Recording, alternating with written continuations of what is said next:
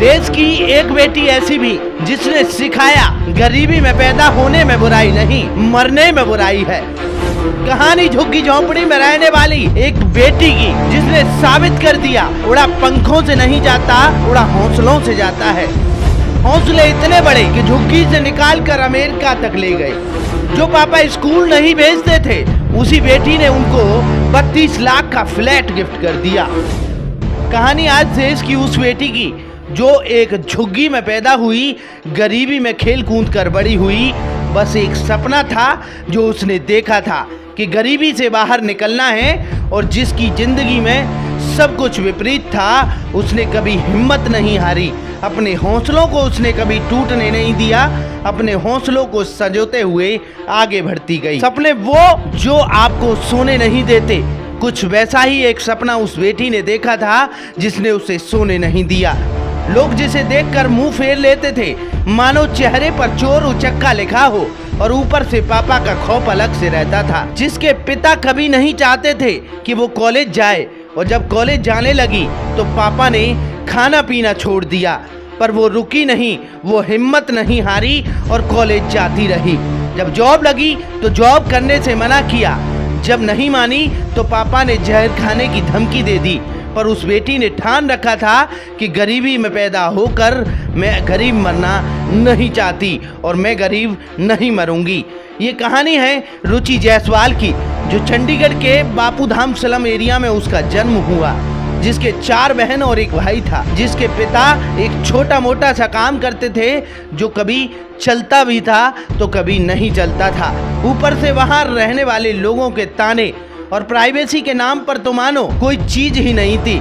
जब जिसका मन होता वो घर में घुसकर चला आता, और जो मन होता वो बोलकर चला जाता। एक बात जो रुचि के दिल और दिमाग में घर कर चुकी थी कि इस सिलम से बाहर निकलना है, आगे बढ़ने की चाह ने, आगे बढ़ने की राह में चाहे जितने रोड़े आए, हर दरिया को पार करना है, और मुझे इस स्लम एरिया से निकलकर बाहर चलना है। 2008 की बात है, वही स्लम एरिया के पास ही पढ़ती थी और हैंडबॉल खेलती थी, जिसके चलते हैंडबॉल के लिए नेशनल टीम में सिलेक्शन हो गया, जिसके लिए छत्तीसगढ़ जाना था।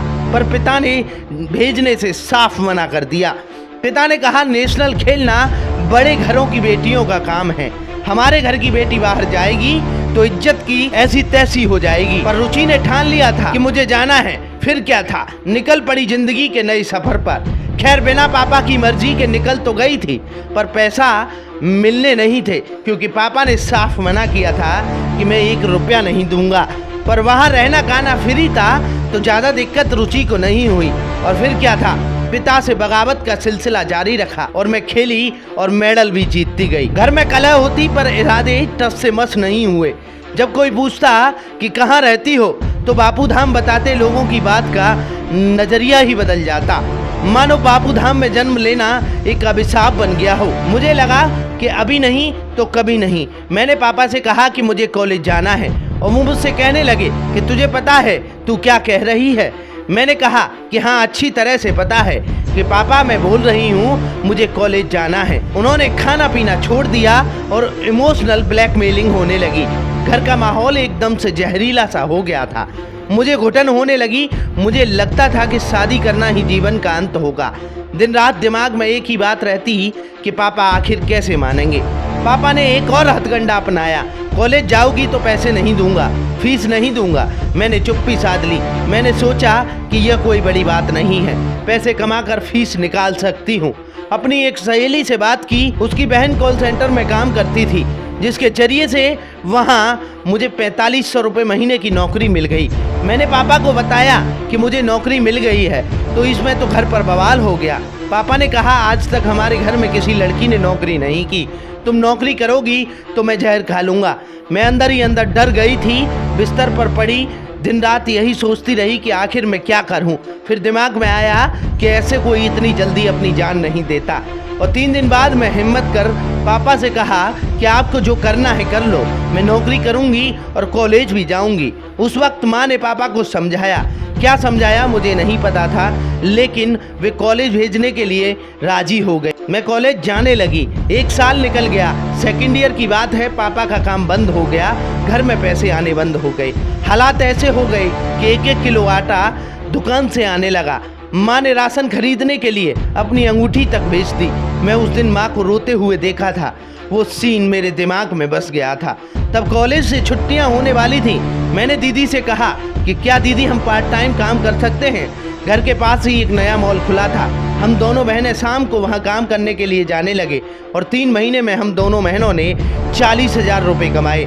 जब पापा को वो पैसे दिए, पहली बार आईना दिखा कि हाँ, जिन बेटियों को वो हर कदम पर रोकते थे, कैसे वो मुसीबत में ढाल बनकर खड़ी हो गई। और 2019 की बात है कि अमेरिका के मल्टी ब्रांड रिटेल स्टोर में एसोसिएट का इंटरव्यू था और मैंने कुछ पैसे उधार लिए और तत्काल फ्लाइट से सीधे मुंबई के लिए रवाना हो गई।